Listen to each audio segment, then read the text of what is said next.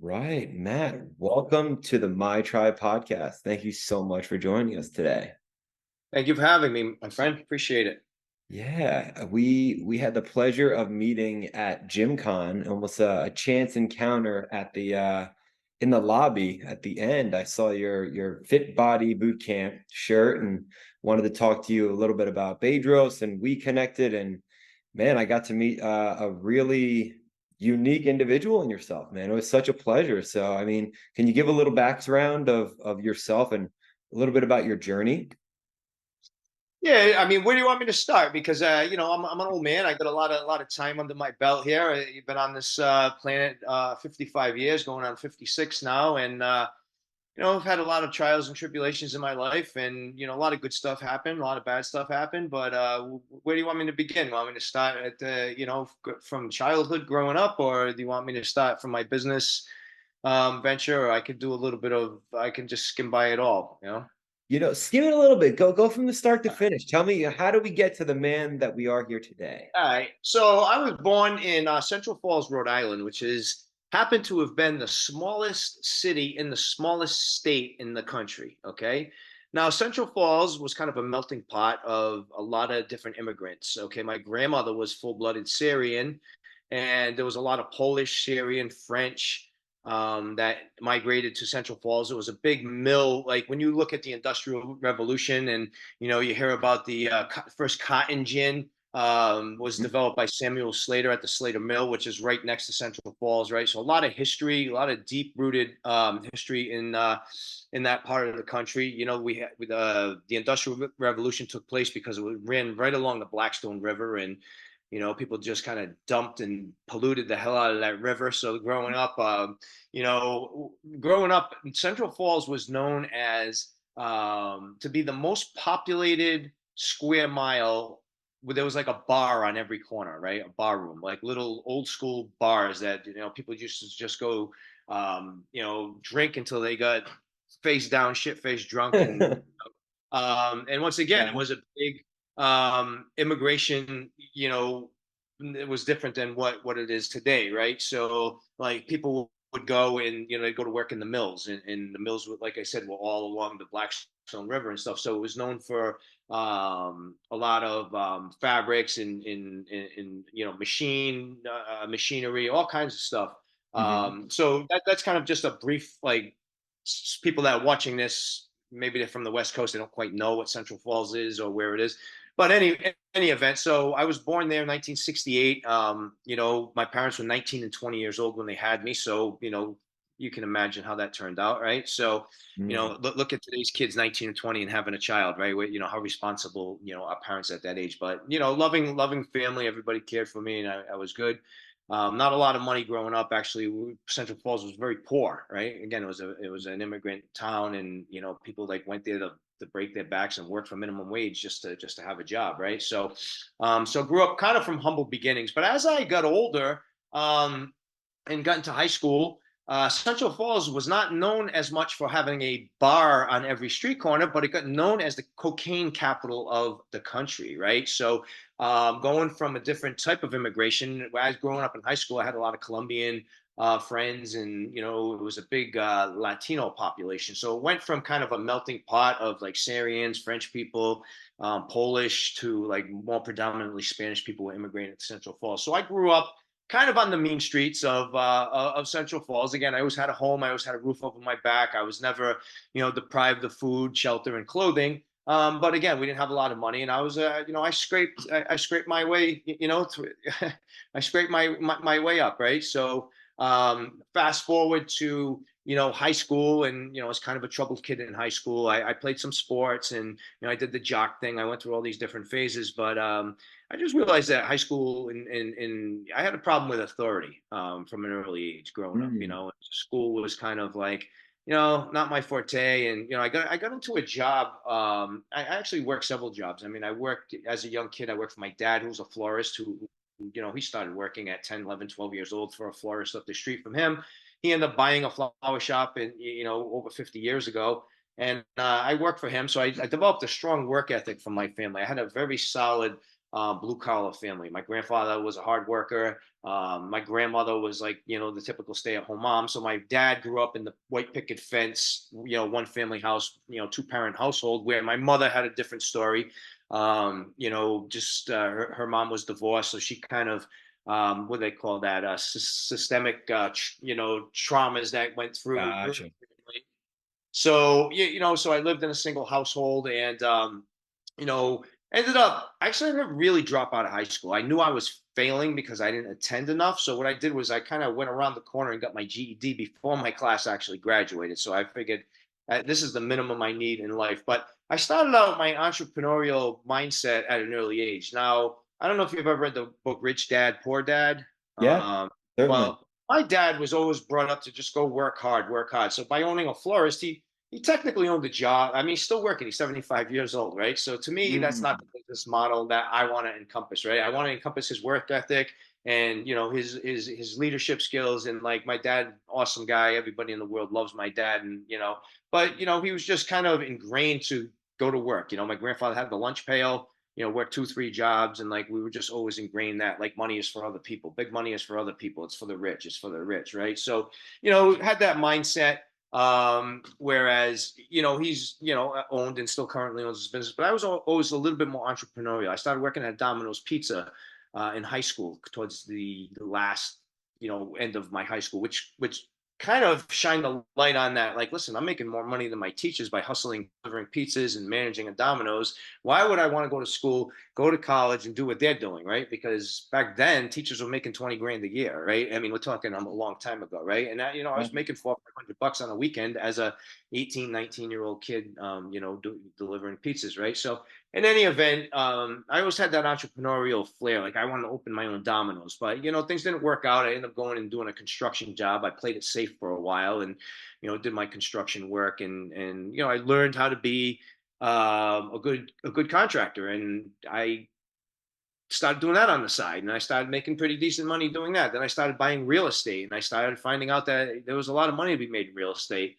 So I was riding a good wave after high school. I was always making a lot of money. I always made more money than all my friends, and I always hustled and I always worked hard. Then the 2007, 2008 real estate collapse happened, and I got caught. Let me back up a little bit before that, right? So Yeah, again, yeah, yeah. out of high school, there's a thing here that I think is an important setback in my life that kind of molded me to be better, right? So 20, 21, 22 years old, I had this illusions that being a gangster was glorious, right? And again, I was always a kind of a tough kid, growing up, on the streets, fighting a lot. Got out of high school, got my job at Domino's, got into the construction field. Then I started getting into fitness and working out, and being in a big box gym, like this gym called World Gym, which was in Providence, and like all the big guys went there. Mm. And I was getting bigger. People were noticing me. And I started getting into the hustle. I started dealing, right? Everybody was doing steroids, so I started doing steroids, right? And then, I saw a demand for, selling weed, right? So I started to sell weed. And what happened was that kind of, again, I've been entrepreneurial with everything. I'd always go big or go home, right? So I wasn't happy selling dime bags and pounds. I decided to get big and get involved with cartels in Mexico and Texas, and got caught with a lot of marijuana, and then I ended up going to jail for a couple Wow. of years. So this was my early 20s. So during that time, I was working out at the gym. I was noticing these guys walking around with a clipboard and training people. I'm like, what are they doing? They're like, oh, they're personal trainers. They're making money to train people. I'm like, I can train people in my sleep and I can make money doing that. So I started to study for my personal training while I was doing some construction. So I was always on the hustle. I was doing a lot of different. Hustling I was 7 ways, doing, man, and doing studying. I was doing everything. I was doing everything. So I love anyway, it. the hammer came down. I got caught. I got sentenced to 20 years in prison, 4 years to serve, 16 years suspended sentence. I got caught with a lot of marijuana during an election year, so they wanted to really make an example out of me, right? Now So this shit is legal. Like, yeah, yeah. No, it's funny because I walk up to a dispensary now and I'm standing in line. And I'm like, "Are you kidding me? I did time for this." And now it's like a 7-Eleven. I can that's what I'm actually saying. by. So it was ridiculous, right? So anyway, when I went into jail, like I was rolling at the time. I mean, I'd go out with a stack of, like I wouldn't even count my money. I'd go out with this much, right? And if that went, buying people drinks, I'd go home and I'd reach into my safe and I'd get more, right? So it was like money was flowing. I was a big dude. I was doing the juice at the time. I was 230. I was an enforcer. I was like really, making big money. Then the hammer came down. Once I went into jail, I decided like this is a life for animals. Like this is not the life I want to lead, right? So I got real humble. I really did some deep soul searching. I read a lot of books. Most of them were books about being a gangster, right? And I read in every book either the gangsters die or they end up in jail, right? And I was like, well, being a gangster is fun, and people respect you, they fear you. The women love you. You're making a lot of money, but it doesn't last. So Mm. I made this decision in jail that I was going to fly right when I got out. I was never going to break the law again, right? I was never going to end up back here. I had big suspended sentence over my head. Again, I told you I had a 20-year sentence with 4 years to serve. I did everything I was supposed to do. I went to Catholic services. I'm not Catholic. I'm, not a religious person, but I went to Catholic services. I did, I got jobs in the, in the laundry. I did everything I could to show that I was a model inmate. And I made parole my first try. So I ended up only doing 2 years out of a 20-year sentence, which, again, it was 2 years, 4 years to serve. And then 20 years was hanging because if I got in trouble again, I could have gone back in for the rest of that 20 years, right? So I said to myself, when I get out, I actually pulled the plug on. At the time, right now we have these sticks that we put on our TVs that we get all the channels, but we used to have these black boxes that Oh you yeah. plug your cable into and it would descramble and you get all the movie channels for free. And it was a pirated type of thing. I went home. I immediately, I don't even steal cable anymore, is what I was telling people. Like, I'm going to fly so straight that like, I'm not even going to steal cable. Right. So I flew straight. I studied. I went to work for my dad. I had the electronic ankle bracelet on there because I couldn't leave more than a couple hundred yards from the house. I worked for my dad just to kind of support, my basic needs of my food. And I built a gym in the basement and I studied for my personal training exam. And lo and behold, I failed it on the first time. And I was like pissed off. And I said, you know what? This is never going to happen again. I'm going to go home. I'm going to study. I'm going to study day and night. And I am going to ace this exam. So lo and behold, I went and I got my personal training certification. So I told my dad, I said, Dad, listen, like I love you. I want to work by your side and I want to help you grow the business, but this is not for me. This is not where I want to be. I love fitness. I want to be, changing lives and helping people get fit. And I want to be making a lot of goddamn money at it. Right. So I found a box gym that was just opening up. It was a Gold's Gym and they gave me the opportunity. And I guess from that point on, I guess you could say the rest was history for about 20 years. I did that. I was renting space I started working out for I started working for Gold's Gym on their payroll as a trainer. And then I grew. And I asked them, I said, listen, can I just pay you rent and train my own and start my own deck underneath your roof? And they were fine with that. So for years, I just paid them rent, used their space, trained a lot of clients that came from them. So, I give a lot of credit to them for giving me an opportunity. The owners of that Gold Gym, they kind of gave me a good opportunity to get started. But again, after so many years of doing that, I realized that I didn't want to just pay rent. I wanted to find a way to impact other people's lives. So fast forward to 2014, I was going down this like path of uncertainty. I had lost a lot of money in the 2007, 2008 real estate collapse. I invested a lot of my own money back into it. And that was the whole, banking and financing crisis. And there was like a lot of people lost a lot of money. And I was one of them because I always gambled. I always put all my money back into the pot. And, I ended up taking a big hit and losing a lot of money during the real estate crash. So 2014 came along. I'm still kind of trudging away as a personal trainer. I got back into construction a little bit to subsidize my income. And then I realized, like, damn, I'm really not making enough money to survive. I'm actually spending money from my savings to survive. And I'm like, this can't last long. I only had, X amount of money in the bank. And I was like, this is going to be exhausted soon. And then what am I going to do? So I flew out to California. I went to a conference called the Fitness Business Summit, and Bedros Keuilian was holding that. And this is how fast I operate. This is how I work, right? So I went out to the Fitness Business Summit March of 2014. I saw the model, like kind of like what we did at the Gym Con. See how they were trying to like hard sell us into like their program of coaching other gym owners. Well, Bedros was kind of funneling us into bringing us to the Fitness Business Summit so he could sell franchises to Fit Body Bootcamp. Back then, it was like $8,000 to get in. It was like 2,000 down. And then if you go through it, we'll credit you that $2,000 and give you it back so you can buy equipment. I was like, this seems like a no-brainer. It seems like a business in a box that I'm going to get some coaching on, and I think I'm going to go for it. So March Wow. 2014, my $2,000 down on a credit card. By June of 2014, that's like March, April, May, June, I signed the lease. By the end of September of 2014, I opened my doors, and my first two clients were my next door neighbor and my dad. That was it. And I was like, okay, here I am. I'm a gym owner now. Now what, right? Because Fit Now Body what? Yeah. Body at the time was good. There was coaching. But it was nowhere near like how much it's evolved now. Now, like we're one of the top fitness franchises in the country, right? Like, I mean, Wow. you hear the F45s, you hear the Orange Theory, but I feel like I've talked to other owners from other franchises, and nobody has the support in the training and the guidance that Fit Body Bootcamp owners have, right? So it was a good move, needless to say, Mhm. back in the day. And 10 years later, here I am. I'm now like probably one of the top 5 or 10% in the brand, as far as revenue and ownership. And um, what like I was on the path to project out. When I went out to California in 2014, I said to myself, I'm either going to find something that's not yet been unveiled in Rhode Island, or I'm going to find something to do in California and just live out on the West Coast. And that's kind of hard for somebody that's a small town person that has family. Yeah. I still have a 100-year-old grandmother that's still alive, right? So, Oh. to pack up and leave my family, I was always deep rooted into like, oh, family first. So in any event, I went out there, I saw the light, and I said, this is what I need to do. I'm doing a great job. I was a great trainer at the time. I was getting people great results, but one at a time, right? And the most I could Mhm. take was 8 a day, and I was burning myself out. And I was like, there's got to be a better way. How can I train 8, 10, 15, 20 people at a time?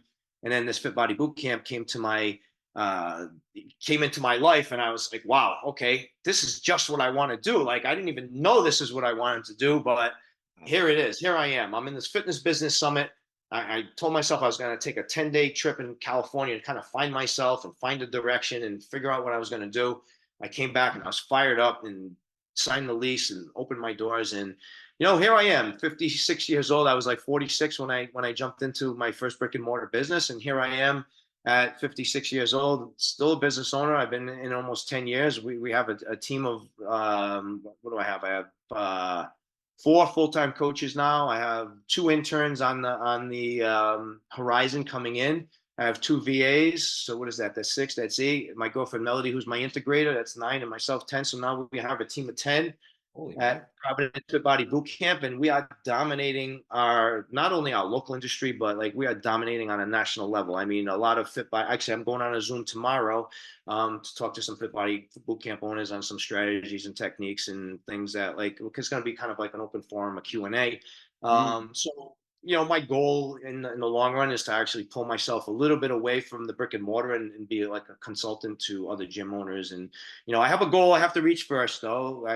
What brought me to Gym Con was I want to be a 7-figure gym owner, and I'm not quite there yet. So I got a few Okay. little things to iron out, a few little, I got to polish up some systems and some strategies, but we're there. We're on our way. So that's in a what do they call that? A speed dating type of uh, description of my life there. So Yeah. Wow. Thank so you feel free to so dig much. down, ask me any questions you might want on any of those, and we'll go from there.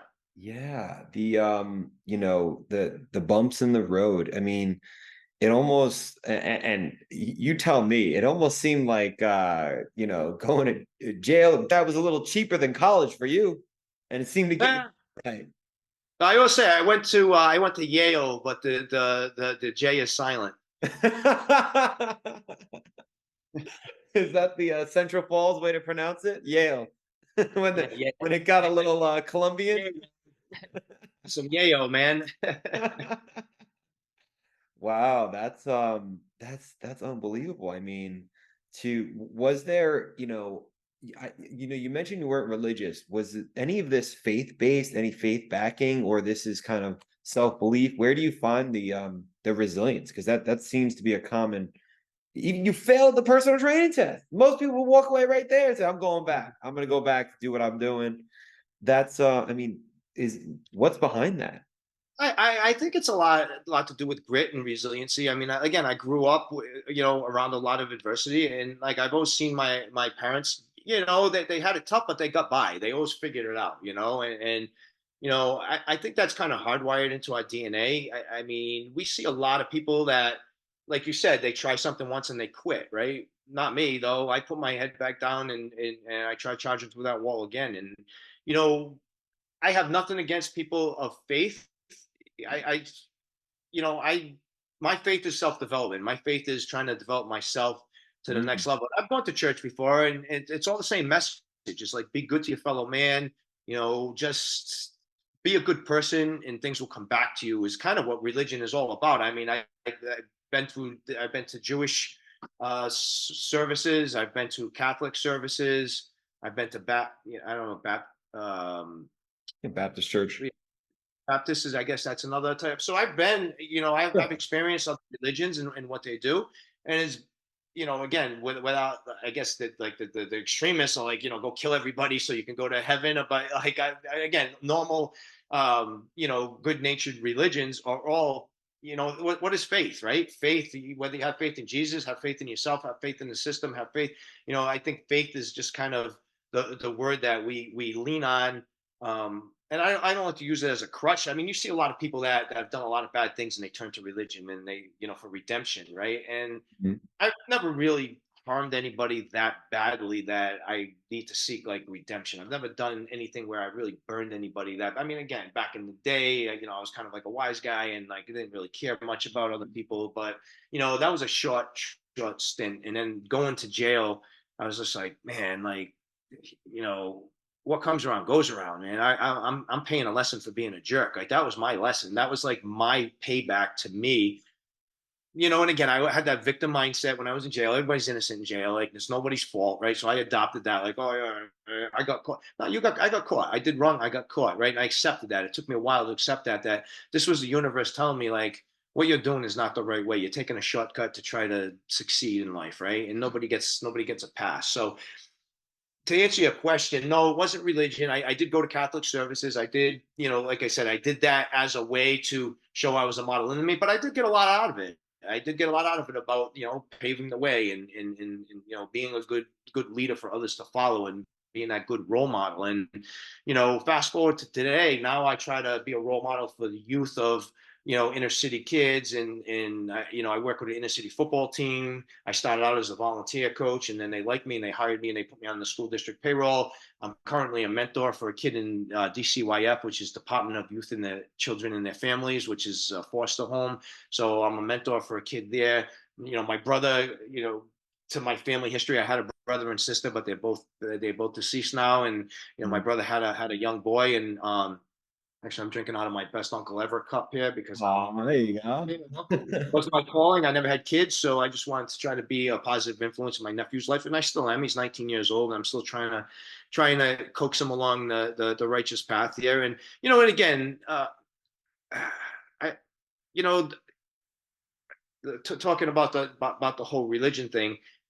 Nobody's going to come and save you, right? There is no savior, right? We're our own savior. I mean, again, I don't know much about religion. I know Jesus and God and all that, and I've heard that terminology. But to put your faith in one person or to one thing, I think you got to be faith based on yourself. Like you could have the faith in yourself that whether you're religious or not, if you're not doing the work, things not going to happen for you. Jesus is not going to come down and guide you to success, right? So again, I don't want to offend anybody, and I know Huh. some people are very hardcore How about do their you find religion, the but faith? How do you find the how do faith? Yeah, in I yourself. just like I just have faith. I know that myself, if I put in all the reps and I do the work consistently, I can't fail, right? And if I do fail, I'm going to get back up and I'm going to get back on that horse. I'm going to try something else and I'm going to keep going. I have faith in myself. Like, don't bet against me because I feel like I will win. Like, I even had friends, and I learned this years later, right, after my gym had survived through COVID. They were like, hey, man, we didn't think you were going to make it. I was like, really? It's like, you bet against me, man? Like, you should know better than that, right? no better than to bet against me, man. Because I'll grind it. I'll do whatever it takes, right? I mean, I've slept on the floor in my gym. You know, we all have. That's an entrepreneurial thing. Like, you go start your business, like cleaning the toilets, doing what you have to do to survive. And you know, that's where my faith is in the grind. Is being. Somebody actually sent me a TED talk about true grit, and it's just that resiliency and that mindset that nothing's going to stand in your way.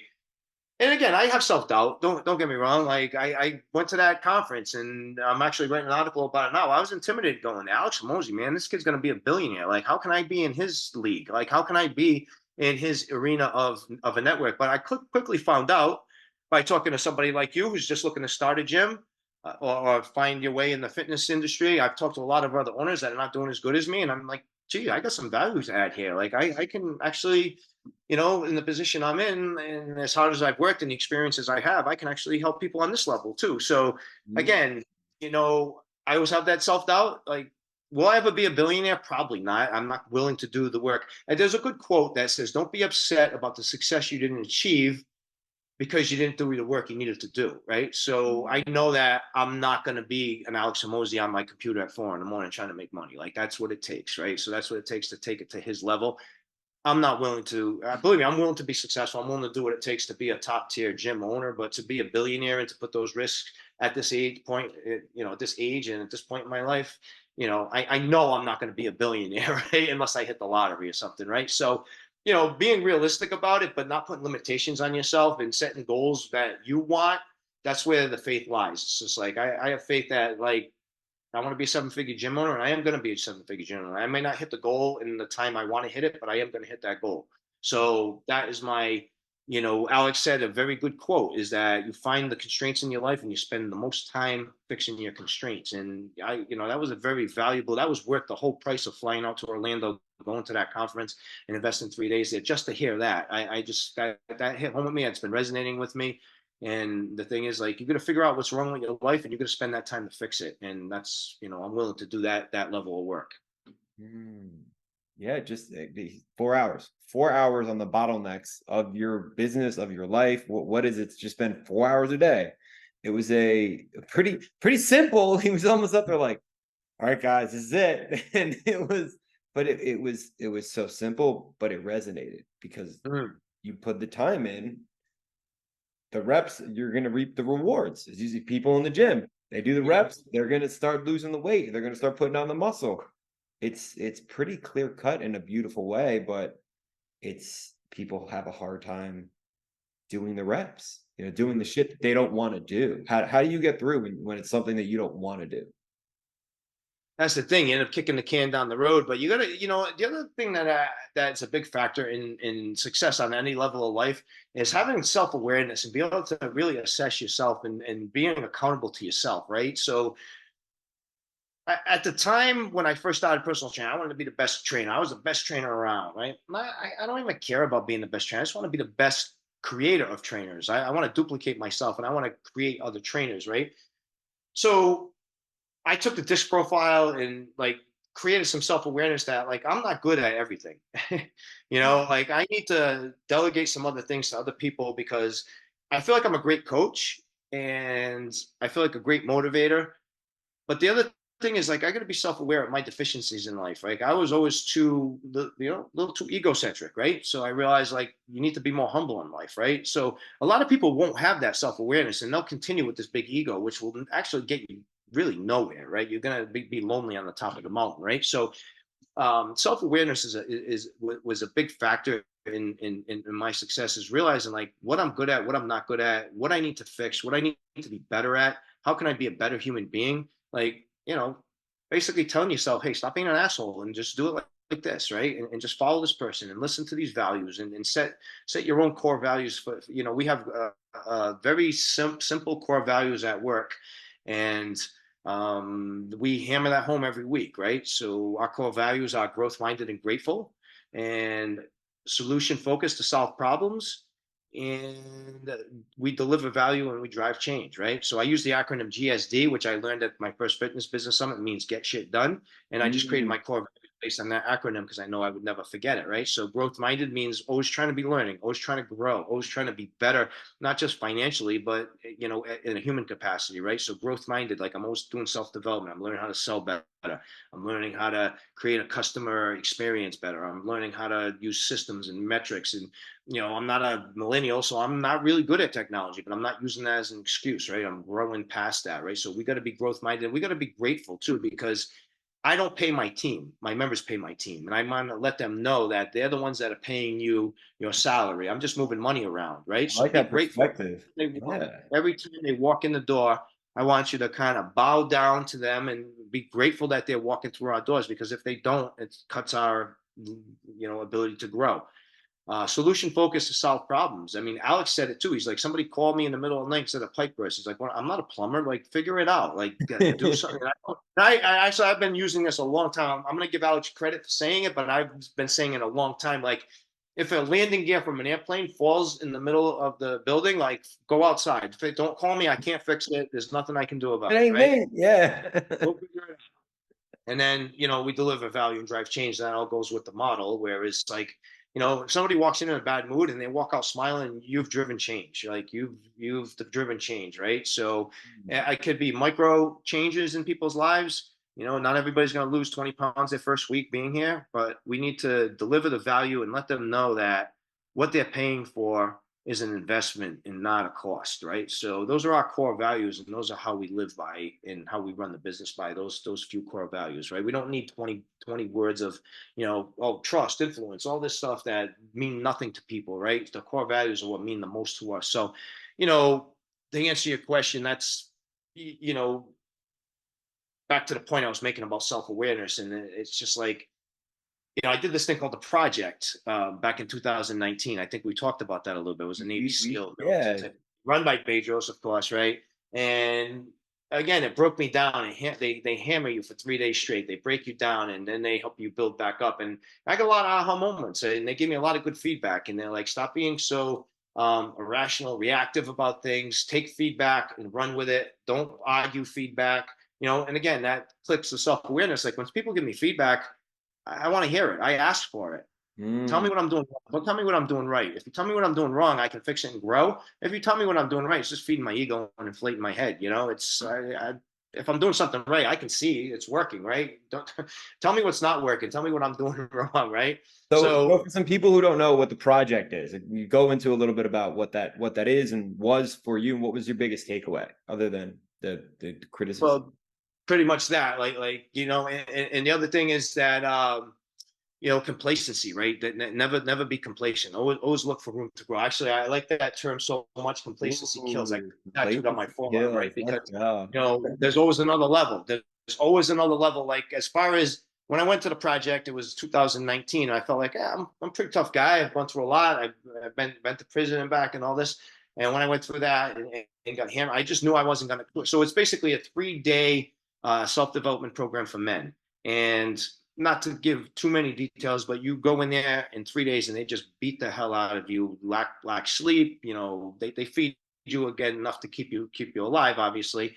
But Alive. it's a series of evolutions because it was run by like Navy SEALs, Marine Raiders, like there's some like when you say military guys, they're not the average run of the mill grunts in the military. These guys are high level, military assassins and killers that are running this program, and they've seen a lot of action in their day, so they know how to break people down. And no matter what you did, it was wrong. You had to do it over and do it again. And too bad. Life's not fair, right? It taught us that lesson that life isn't fair. That you're going to face adversity every day, and that you need to develop the skill to understand what level of adversity you're facing, and that depends on how much time and energy you put into it, right? So in other words, you know I've slept in an airport before because my plane was delayed or whatever, and you see people like, oh, they think the world is gonna collapse. Like, listen, you just went on vacation, you just enjoyed 7 days of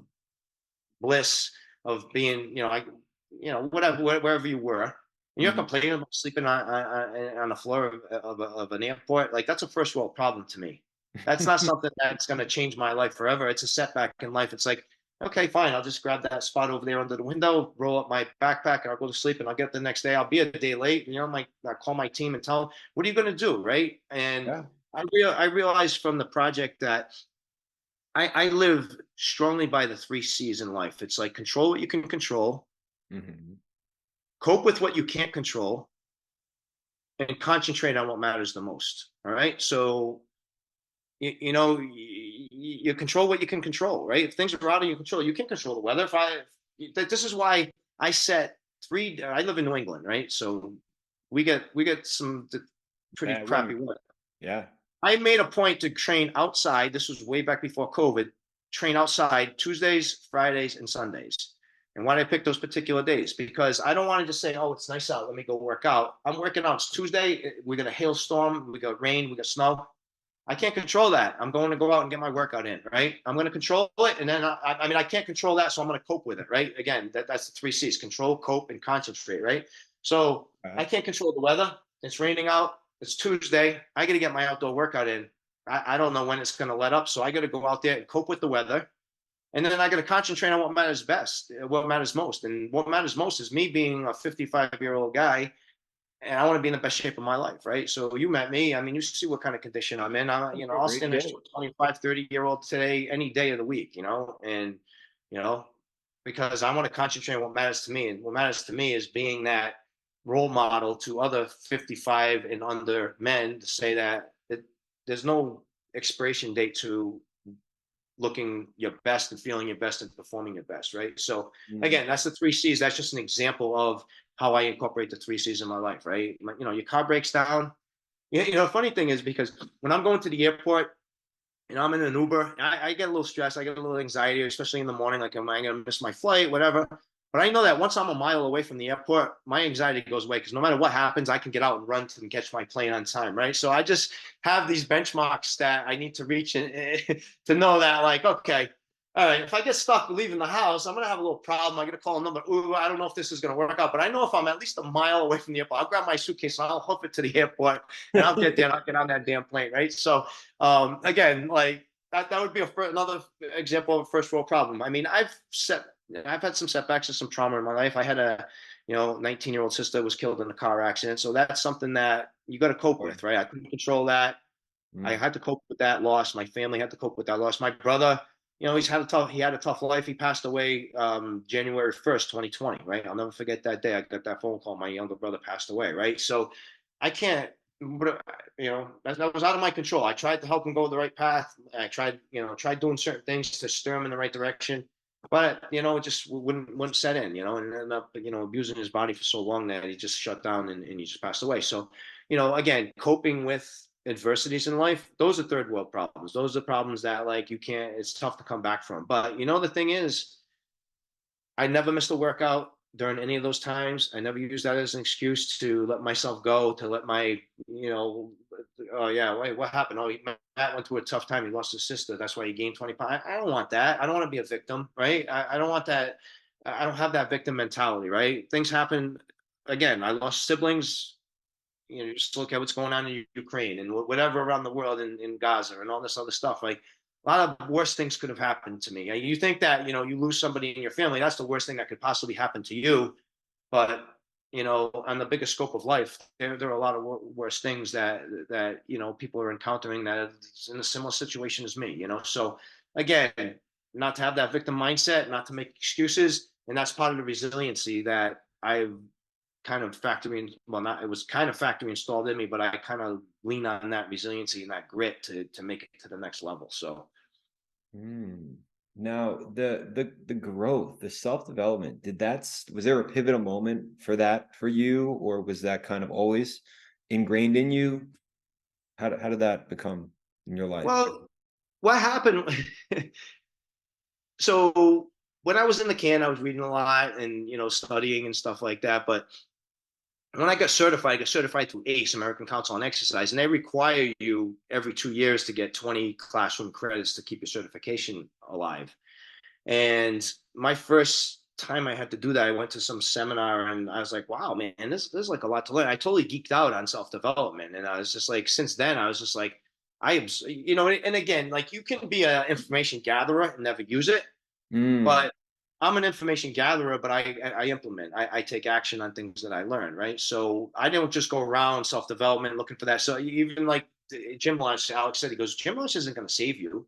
He goes, this isn't the magic bullet that's going to save your life, right? You gotta, and again, all these other things, they all were great. Like I was being all charged up. I was coming home, but I was implementing the stuff I was learning, and I was sharing the knowledge. That's the other thing. I share what I learn, right? So knowledge is Mm. power, but knowledge and action make you unstoppable, right? So I get that. To answer your question, it was like after my first continuing education seminar or summit or whatever you want to call it, I was like, wow, man, like this stuff is cool. Like I'm learning more stuff than I thought. I knew everything. I thought I already knew it all. Like I was the best had 50 clients on a waiting list, and there's no way anybody can tell me what to do. And then I ran to Paul Check, and I was like, oh my God, I don't know shit, man. This guy is a genius, right? So I started following Paul Check early on. And I don't know if you're into the holistic. He's a good guy to follow. I mean, he's got a little crazy in his old age, but in the Mhm. beginning, that guy was a wealth of knowledge. I learned so much from Paul Check that like it turned me into a holistic lifestyle coach and all that. So that's where I got the bug of self development, and I just love it. Like I must have purchased probably 3 college degrees in my 10 years of self development. I must have spent more on that than I have on like about maybe like 2 college degrees. So, what is it? How much is it to go to college? Like 40 grand a year, 50 grand a year? Yeah. Yeah, so a couple 100,000. I'd say I've invested that in my self development over the years. Easy. Yeah, but that's a much different investment. You're spending the money. You're not loaning the money from Right. bank or mommy and daddy aren't paying. You're going there, you're geeking out, you're interested in what you're learning, and then you're taking that knowledge and applying it. When you're Hmm. 18 years old or 20, drinking, getting fucked up, smoking drugs, girls, the only thing you're taking this information in. It's a complete waste of money relative to the money that you invested in yourself, and you have the tool to apply it now onto your business, onto whatever else you may be doing.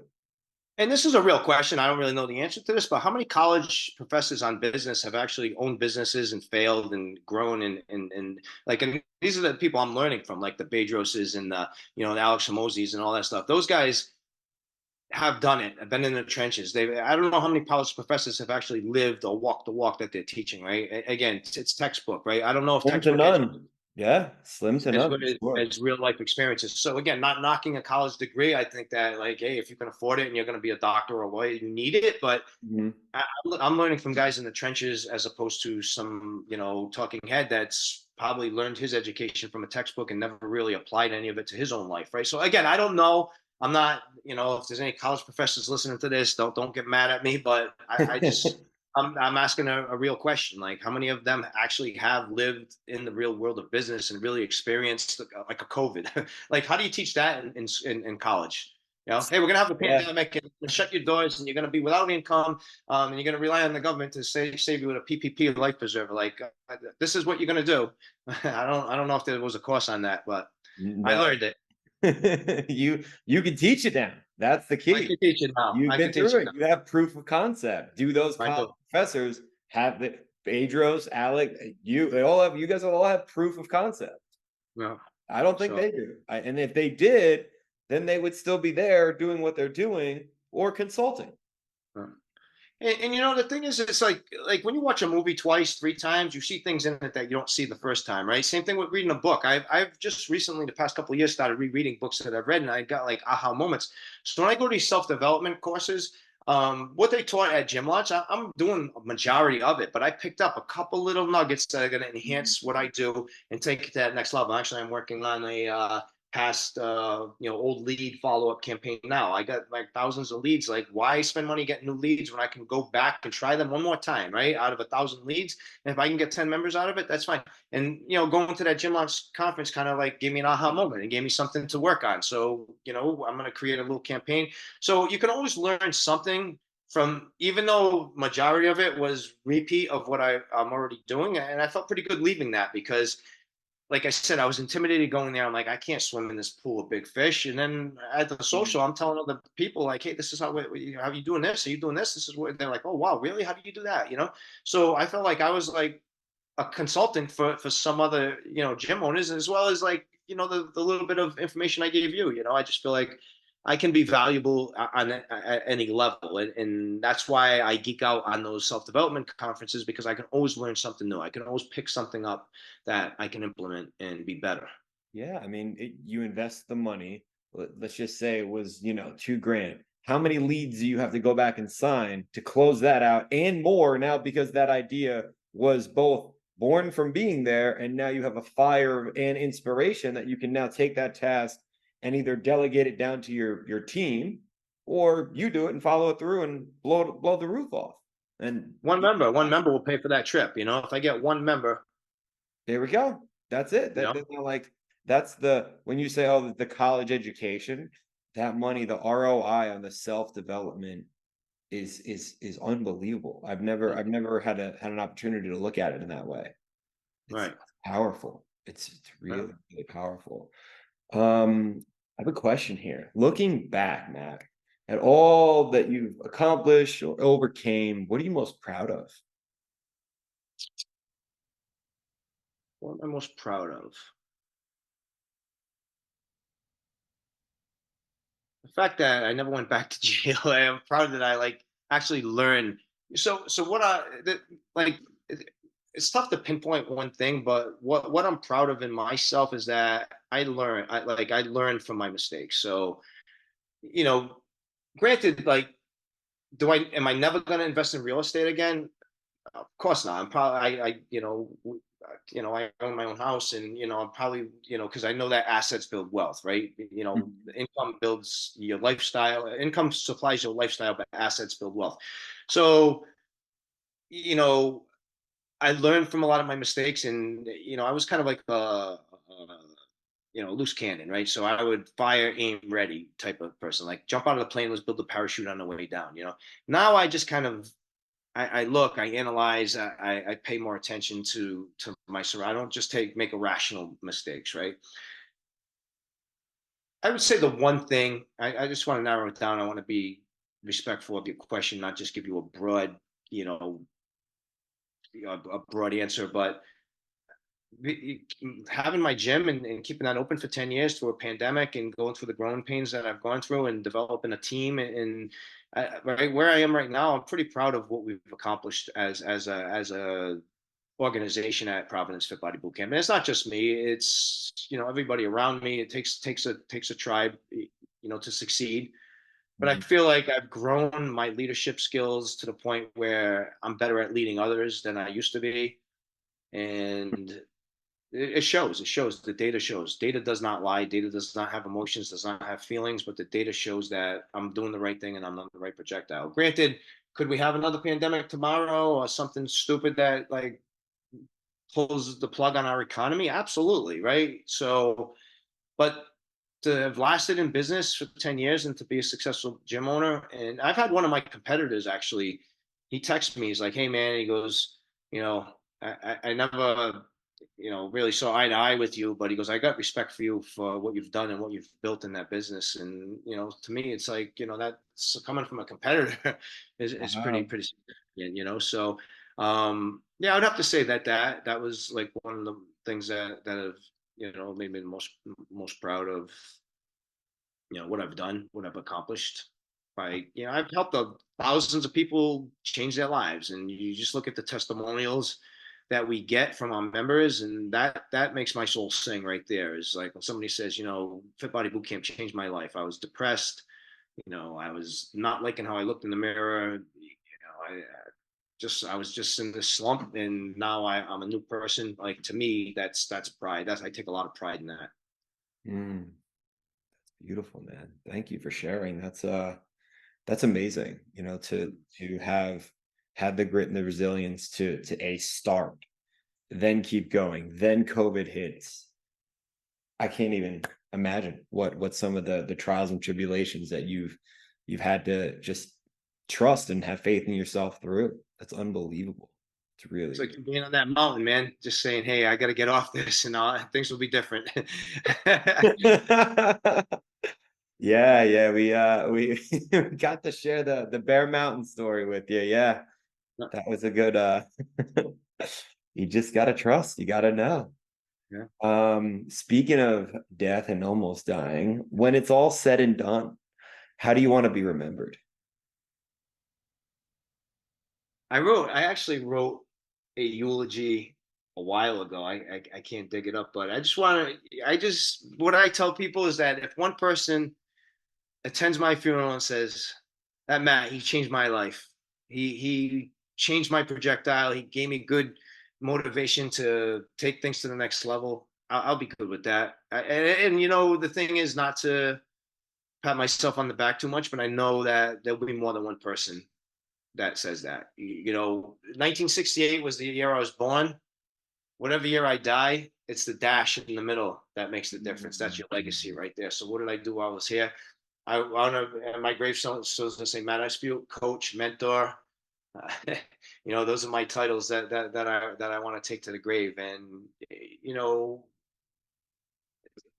he motivated me. He got me off medication. He helped me lose 30 pounds. He changed my life. Like, that's how I want to be remembered, as that guy that was tough, hard nosed, didn't really like to negotiate, and didn't barter with my excuses. Just, straightforward, taught me the way. That's what I did. I just want to be remembered. I want to have a legacy of knowing, and again, I every now and then I have some of my high school football kids pop in and say, Coach, you might not have thought so, but your words hung with me, and that means a lot. If I Say can that again. change, so some of the high school kids that I coached, they hated me at the time, but at the end of Mm, this, somebody would always come up to me and say, Coach, I hung on your words every day, and what you said to me meant a lot, and it was impactful. And now I'm ready to go to college and become a useful member of society. So to me, that's the goal. Is that, like, listen, here's the deal, right? We live in a world of entitlement, victim mentality. What can you do for me? And it's fucking up our whole existence as humans, right? Because everybody's out to grab, to get the easy way out. They feel entitled. They should be getting this, right? And I say nobody's entitled. Nobody's entitled to anything, right? You got to work for everything you have, right? So if I can create that impact and make one person better, that they go and they tell another person, they make that, but we're all gonna succeed, and we're all gonna live a better life, right? So, you know, it's like you create a bunch of insurance scams, right? Who does that help? That helps you, but it makes all of our rates go up, right? yeah. So in my eyes, like, yeah, you benefited that, but you've kind of fucked us all up, right? And the same thing goes with, these people out here that are just being like assholes in the world, right? You're affecting everybody, right? These people that don't work on themselves, that are 30, 40, 50 pounds overweight, that are going to the doctors for medication. You see them complaining, and the doctors, oh, my knee, this and that. That's putting a burden and a strain on all of us, right? That my healthcare, I'm paying $600 a month for health insurance, and I'm as fit as a 25-year-old guy. I never go to die. I never, like, yeah, it's when you need it, catastrophic. But if I get more people fit and get more people to live a productive lifestyle, that's going to help us all. That's going to Mm. create a domino effect where nobody's going to need the medical system, right? Again, it's never going to happen. But if I can do it one chip at a time, I feel like I'm making an impact and making a difference. So Yeah, you could definitely shift it in the right direction. It's you seem very mission driven, Matt. Do you have a mission for your existence here? just to prove to everybody that you can grow and get not just physically stronger, but mentally stronger at any age. So a quick story. A couple of, I say it's going on probably 6 months now. I had this mission that a guy. I was at a conference with my fit body people, and my buddy Mike comes up to me, goes, "Hey," he goes, "I see you've been lifting some heavy weights. I post a few videos here and there." He's like, "Have you hit the 1,000 pound club yet?" I was like, what is that? It's a powerlifting thing. I know I did some bodybuilding back in the day, but what is that? What is a combined, 3 lifts, right? He goes, yeah, you bench, you deadlift, and you squat. I said, I don't know. I said, I'm pretty close. I said, let me give this a shot. So I went to the gym the next week, and I fell short by like 15 pounds. I said, okay, well, 15 pounds, that's attainable, right? Let me work on this. And I got on video. I hit the 1,000 pound club at 55 years old, right? I lifted 1,000 pounds. Like, I lifted a 385 deadlift. I think it was a 270 bench and a 335 squat, right? So that comes out Yeah. to yeah, it comes out to 1,000 pounds. And I Yeah. sent it to my other buddy who's a big bodybuilder and lifter. And he goes, dude, he goes, I'm so glad you sent me that. He goes, because I just want to prove to the world that even in your 50s, you can still get stronger, right? So again, that's my kind of mission, is to show that we all have a glass ceiling. We all have something that we're pushing up against that we can't seem to break. But, one day, with the right amount of consistency and the right amount of effort, we can all break these glass ceilings that hold us down. So that's kind of my mission, is to show what's possible.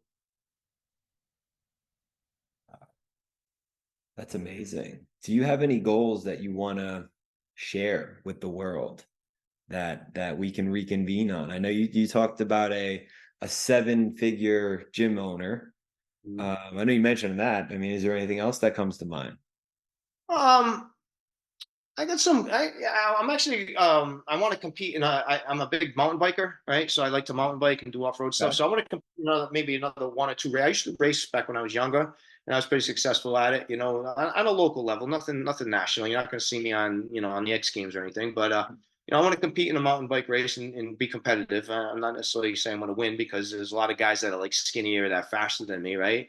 I want to do that. Last year, I wanted to compete in like some sort of a Spartan race. That I did the death race by Spartan, which was like a 35-hour straight through type of torturous thing. And then I did the Beast, which took me 7 hours. And again, like, that self-awareness and knowing your limitations, right? So I did it to do it, right?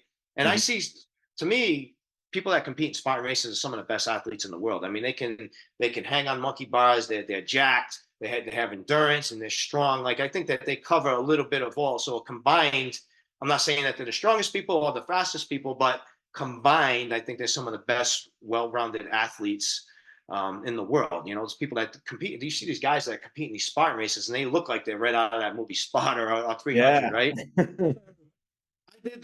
I did the Beast, which was 13 miles, and yeah, 26, 20 something kilometers, 24K or something like that. The Ultra is 50K, right, which is double. There were Yeah. guys doing the Ultra in the same time it took me to do the Beast. And I'm saying to myself, like, there's no way I'm ever at 50 something years old. I'm gonna, being realistic. Like, I know that there's, glass ceilings, and there's like, oh, never put limitations on yourself. But realistically, am I ever going to be as fast as those guys that are probably 25 years younger than me, that have been doing this like forever? Probably not. But, for me to go out there and to last for 7 hours, just climbing a Mount Killington, Vermont, and, through the pain, my knees were killing me, suffering, and still being not last, what was an accomplishment for me. I felt great about it, right? And then my buddy's like, "You want to do the Ultra?" And I'm like, realistically, what's the point? What's the point? Why? So I can be out there for 20 hours in the dark, and So as far as goals and stuff like that, I want to do a couple mountain bike races. I want to hit that seven-figure number with the gym. I want to take some more time off. Me and my girlfriend bought a small, little vacation place in Aruba, so we want to spend more time there. Beautiful. Big goal of mine is to be able to pull back from my business for a good month and start living in warmer climates, because the winter does not do well on the joints, and I'm in a lot of pain in the winter time. With Mm. again, overuse. I train hard. I train 6 days a week, sometimes twice a day, Mm. and my goal is to never feel. I can't say feel, because sometimes I'm achy and I feel old, but to never appear to be as old as I am. So that Okay. that's a big goal. That's a big goal, to never appear to be as old as I am. And that comes from, again, training hard, eating right, doing the right things, and I'm gonna stay consistent with that. So Wow. Well, if you ever want to come down to sunny Fort Lauderdale, you got a spot here, dude, bro. You if let I'm me up there, I'll know. look you up for sure. I'm gonna look you up for sure. Yeah, man. It's beautiful down here, and there's no winter, no none of that. Yeah. I'll be honest with you though. I'm a West Coast guy. I love the West Coast. For some reason, it charges me up. It's like I feel the difference when I get off the plane, right? When I get, I mean, nothing against Florida, right? You guys, Floridians, you guys got the great life. But when I get off the plane in Florida, I almost smell mold and humidity, right? When I get off the It's plane in wet. California, when I get off the plane in California, I feel energy, so it's a different type. And again, I know when it's sunny out and you're out there in your element in Florida, you're in, like, my buddy goes there every winter. He goes, I'm in a better mood. He goes, I'm not we have a lot of darkness here. I mean, you were from New York, right? You know that Yeah, East Coast. it's depressing. It is. It is. That late deprivation is a real thing, and people get depressed, and that's when people gain weight in the winter. I just don't let. I don't succumb to that. It's another excuse, but it's tough. It makes it tough. Don't get me wrong. I mean, I work out, but I'm not one of those people that like. I love it. I do it, and that makes it even more. I don't want to say impressive, but that like people think like, oh, you just love to work out. No, I don't. I don't love it. I don't have to be out freezing in the cold doing burpees in the snow. I mean, that's who likes that? But I do it. You know, it's Got to do it. You see, Tuesday, what, Thursday, Saturday, you're going to do it. That's Tuesday, it. Friday, and Sunday. Tuesday, Tuesday, Friday, and Friday, Sunday. Tuesday. Yeah. That's it. Wow, that's amazing. That's amazing. Wow, Matt, thank you so much for your time. It's been such a pleasure, such an honor. Any last words? Well, I was prepared for the question that you had sent me that said, "What would I tell my 20-year-old self or my younger self?" And it's funny that you mentioned that because I had thought about it, and I told you I'm mentoring this young kid from DC. He's in DC way of custody. He's living in a group home now, and I went up to see him yesterday, and I said, I'm going to practice what Patrick told me, and I'm going to talk to this kid because he's 15 years old. So Mm, I said, we were walking. I haven't like gotten my mentorship, badge yet, so I don't take him in my car or anything. I just kind of walk around with him on the campus there. He's in our group home campus. So I mhm, said, "You're working, right?" And he's like, "Yeah, I got this job." I said, "What are you making a week?" He goes, $230 a week. I said, "All right, so 460. That's like 900 bucks a month." I said, yeah, that's okay, right? Pretty good money. You buy yourself some sneakers and stuff." He's like, "Yeah." I said, "Would you be willing to part with if I told you that by investing $100 a month now that you would be a millionaire by the time you were 40, would you do it?" He's like, "Hell yeah, I would do it." I said, "Okay." Well, I said, this guy turned a light bulb on in my head what I would tell my younger self, and I'm going to look at you as my younger self. And this is what I'm telling you is that you should take $100 every single month, which is only $1,200 a year, invest it in a Roth IRA, and by the time you're 40, 45 years old, you're going to have over $1 million.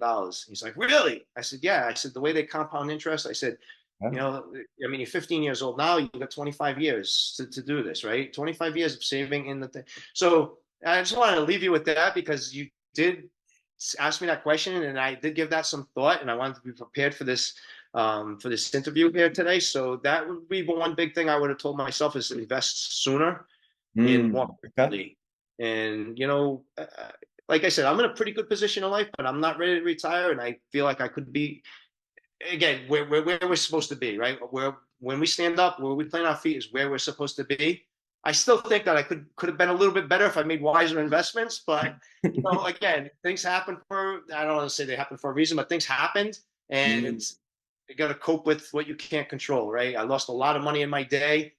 I was hoping to retire in my mid 40s, but that crashed and burned, and it didn't work out for me. I have a little bit of savings, but I'd have substantially more if I would have started at an early age, left it alone, and not touched it, not reinvested it in my own way. So that's what I'm telling. I told my nephew I helped him go open up a bank account last month, and we're gonna open up a Roth 401k for him, and he's gonna trickle $100 a month in that. He's 19 years old now. And I told this 15-year-old kid that I'm mentoring that. So that would be one thing I would tell my younger self is to invest. And the second thing I would probably say is fly straight, man. There's no easy way. there's no quick easy way. Yeah. Just keep fine. working, keep working, and just plant your feet where you are is where you're supposed to be. Yeah, it's tough to buy into the fly straight when you see the quick money, the rappers, the gangsters, the dealers here and there flashing it, and how much money. Like, it's hard to buy into the to run straight when that's such a quick, accessible, it's high risk, but it's also high reward. So it's I mean, look at the odds though. Like how many kids are in on the street corner playing basketball that could probably be in the NBA, right? So there are people that should make it but don't make it. But look at the percentage of people that actually make it to the pros, right? mhm. It's fractions of a percentage. How many people are Hollywood actors, right? They grinded though, like they grinded. Like Harrison Ford was a carpenter, right? And he grinded, right? That was the other thing is like I had I've done some modeling work, and I had been modeling agency in LA showed some interest in me. I just didn't put in the work. I could have, maybe could I have hit the cover of GQ? I mean, if I would have worked hard enough, maybe, but I didn't. So Mm, again, no matter these rappers, they're in the studio day and night, right? They don't just like true. roll off. So I could get lucky. Very few people get lucky and make it big without putting in the work. These gangsters that made it, yeah, they made it. They ended up in jail. Tupac is dead. Biggie's dead. You know what I mean? Like really, like that's what happens with shortcuts, right? So again, yeah, I get what you say. Like the lifestyle looks appealing and alluring, but I've lived it and I know it's not. I mean, I've lost friends that were like executed, for making bad deals. And I was, there's been some things that have happened that I've seen, that I've heard, and it's not a glamorous outcome. Like I said, you either end up dead or in jail. And I ended up in jail, thank God, because if I wouldn't have got caught, I would have taken it to that next level because that's how I am. I would have taken it to the next level. And who knows who I would have been involved with at that time. Who knows how many guns I would have had in my possession at that time, which would have put me away for, 30, 40 years, right? So I got caught when I got caught was almost like a blessing in disguise in my life because I was, again, I was on a roll and I thought I was invincible, but I realized I wasn't. So that's a lesson learned that I could, tell these young kids and say, like, it looks great and it is great while you're doing it, but when the axe comes down, it's not great. It's no way to go. So Mm. Yeah, and I love that basic, it's basic financial advice. Most people don't know about it. Most people my age are not aware about the benefits of a Roth IRA. I'll tell my friends that you guys got to get one of these. Have you heard of it? Yeah, I heard, but I never really took the action. And like the amount of money they're losing by not putting, I think it's either 5 or 7 grand is the max out at a certain. I think it's 5 at my age, but to not do the simple little things like that. And you could be the rich uncle or the rich mentor who, here kid, here's some money. Here's some money. Go get yourself some sneakers. Here's this. You give a man a fish, he'll eat for a day. You're teaching these men how to fish, and they're going to eat for the rest of their life. that's That's the goal. damn. That's powerful. That's really powerful. Wow. Well, Matt, thank you so much. I apologize for not asking the question I told you to prepare for, Oh, man, it's all good. It's all good, bro. but I asked you if there's any structure, or we just kind of go from the hip, and you said go from the hip, but then, here's one question for you. So I just, I honed in on that. I take things seriously, man. I put the work in, like, you and I you know, appreciate it. when it's time for me to present, or I belong to this networking group called BNI, which is a national networking group, and we do our 10-minute presentation, 10-minute, 1-minute presentation every week, and I still practice for that. I make sure like that I take things seriously. So Do you change it every week? yeah, slightly, slightly. Yeah, that I was a part of a BNI for a little bit when I worked for a roofing company. It was that 1 minute. It's like, do we change it? It's the same. It's kind of like it's a cute, fun introduction, way to get fired up about your business and way to Icebreaker, and then I got a 10-minute coming up in the. I was supposed to do it the 24th, but I realized I have a vacation. I'll be in Aruba at that time, so I'm gonna have to change that. But I already did my 10-minute, and I feel like I wowed them pretty well because I brought some action into. I got them up out of there. Got them. I treated it like a boot camp session, and I got everybody up, and everybody moving. Everybody's like, "What is this guy doing?" Everybody's like, "Well, this was how I started." I didn't tell anything about me. I told about how I run my organization. When I do my next presentation, I'm going to go deep like I did with you today and tell them who I really am. So Wow, yeah, I love that. That's they're gonna be going home saying, "Man, I was doing jumping jacks this fucking breakfast. It was crazy." what's going on here? I love that. That's unique. That they won't forget you, and neither will I, Matt, and neither will the millions of listeners here. So thank you That's so awesome. That's awesome. much, We'll man. tell them anytime they want to look me up. Look up Matt Espeut on Facebook and Instagram, and Matt at proudfitbody.com is my email address. So anybody in Rhode Island seeing this, Who's coming to work look me out? Who's coming to the boot up. camp? Fit Body Let's Bootcamp, go. Let's right? go. That's it. Well, thank you so much, man. I really, really appreciate you. All right, it was a pleasure, Patrick. Thank you, man. Let me know anything else I can do to add some value to your life, and I'll do the same for you. God bless. Thank you, brother. Same way. Same back to All you. right. Thank Have a you. great day.